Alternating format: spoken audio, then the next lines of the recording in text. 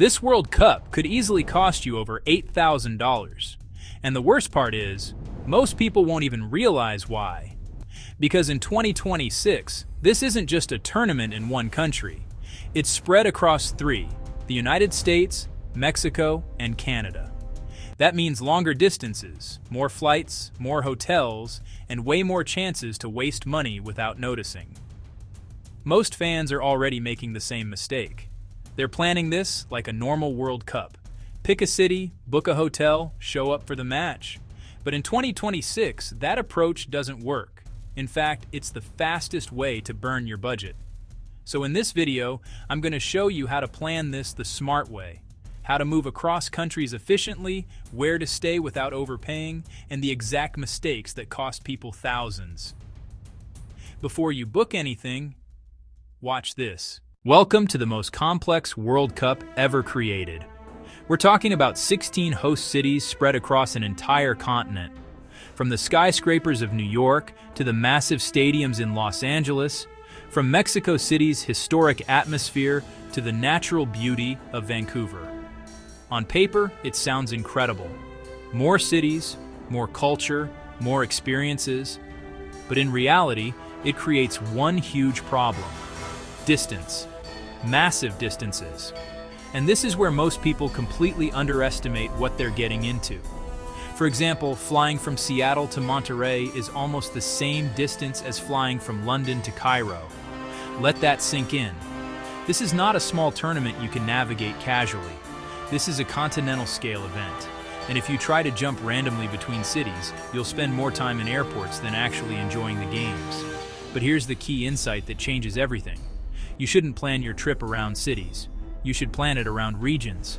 Clusters of cities that are close enough to move between efficiently. For example, the northeast of the United States, including New York, Boston, and Philadelphia, forms one cluster. The West Coast, including Los Angeles, San Francisco, and Seattle, forms another. Mexico has its own cluster, and Canada has its own travel corridor. Once you start thinking this way, your entire trip becomes easier, cheaper, and far less stressful. Ignore this, and your budget explodes. Now let's talk about transportation, because this is where most people lose money without even noticing. Flights are the obvious choice, but they're not always the smartest one. Let's start with the United States. If you're traveling in the Northeast, places like New York, Boston, and Philadelphia, most people automatically book flights. It feels logical. But it's actually inefficient. By the time you get to the airport, go through security, wait for boarding, and then travel from the airport into the city, you've already lost hours. Now compare that to trains, city center to city center. No airport chaos, no long check-ins. And if you book early, significantly cheaper.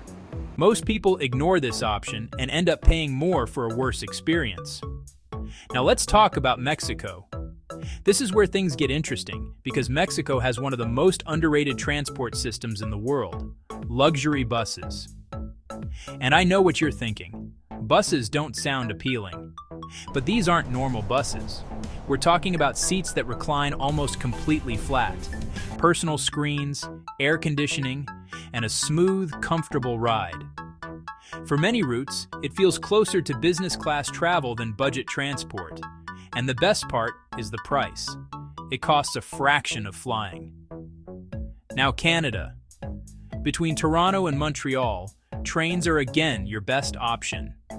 Simple, reliable, efficient, and far less stressful than dealing with airports.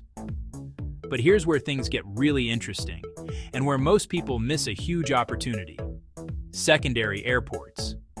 Most travelers automatically book flights into the biggest airport in each city, like LAX in Los Angeles or Toronto Pearson in Canada. But that's exactly why those airports are more expensive. More demand means higher prices. Now here's the smarter move. Look at smaller airports nearby. Burbank instead of LAX, Hamilton instead of Toronto Pearson. These airports are often less crowded, faster to navigate, and significantly cheaper. We're talking about savings of $200, $300, sometimes even $400 per flight. And if you're moving multiple times during your trip, those savings add up fast. This is one of those small decisions that creates a massive difference. Now let's talk about accommodation, because this is where prices can get out of control very quickly. During a World Cup, hotel prices in host cities don't just increase, they explode. In some cases, prices go up 200% or even 300%, and most people still book anyway because they want to stay close to the action. But that decision can double your entire trip cost. So here's the rule that changes everything: the 45-minute rule. Never stay directly in the host city. Instead, stay about 30 to 45 minutes away. Close enough to access the stadium, but far enough to avoid inflated prices. In the United States, this means looking at commuter towns, places connected by train lines. For example, instead of staying in New York City, stay in New Jersey. Instead of Boston, look at Providence. Same access, same experience, much lower cost. Now Mexico. Avoid the main tourist zones during match days.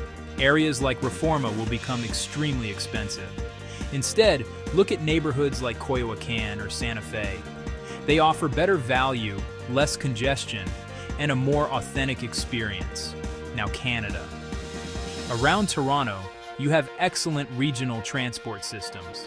So instead of paying premium prices in the city, you can stay in places like Mississauga and commute in. But here's the pro move almost nobody talks about: university dorms. During the summer, many universities rent out their student housing. Places like UCLA, Harvard, or the University of Toronto. These are safe, clean, and incredibly affordable compared to hotels. It's not luxury, but it's one of the smartest ways to save money during a major event like this. And if you combine this with the 45-minute rule, you can cut your accommodation costs in half. Now let's talk about the part most people overlook, and where mistakes get expensive: borders. Because this World Cup involves 3 different countries, and crossing between them isn't always simple. Many travelers assume that if they can enter one country, they can enter the others. But that's not always true. For example, having a US visa does not automatically guarantee entry into Canada. Each country has its own requirements, and during a major event like the World Cup, processing times can increase. So the smart move is simple: check everything early. Apply months in advance. Don't leave this to the last minute. Now let's talk about connectivity. Roaming is one of the easiest ways to waste money while traveling. It's expensive, unreliable, and completely unnecessary today. Instead, use eSIMs with regional coverage. This allows your phone to work across all 3 countries without switching SIM cards. It's cheaper, easier, and far more convenient. And finally, one of the biggest mistakes during any World Cup: buying fake tickets. If someone approaches you outside a stadium offering tickets, walk away. It's not worth the risk. Only use official platforms, because every tournament, thousands of fans lose money this way. Don't be one of them. So let's put everything together. If you plan this trip the wrong way, random flights, expensive hotels, last-minute bookings, you could easily spend $8,000 or more. And for many people, even more than that. But if you apply everything in this guide: smarter transportation, better accommodation strategy, early planning, you can realistically bring that cost down to around $3,500. That's not a small difference. That's the difference between a stressful trip and an incredible experience. So here's your final checklist. Use trains where they make sense. Avoid staying in major city centers. Plan your travel documents early. Use regional eSIMs.